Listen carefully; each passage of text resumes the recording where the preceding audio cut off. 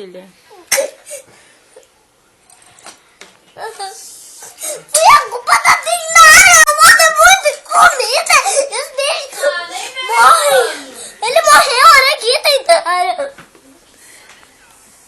Ele, olha, ele tá de cabeça pra baixo. Porque tu botou muita comida. Ai, minha culpa não é minha, não. Meu beijinho. Não é por isso, não. Tá, aí tu me busca aqui. Nós vamos ter que fazer o que com ele? Tá. Vamos ter que fazer o que com ele? Agora.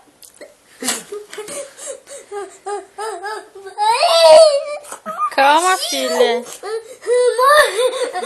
o único que eu tinha. Oh, E agora vamos fazer o que com ele? vamos fazer o que com ele agora, filha? Pra não matar o outro. Cadê? Não se mexe, filha. O que você vai fazer com ele agora? Tadinho.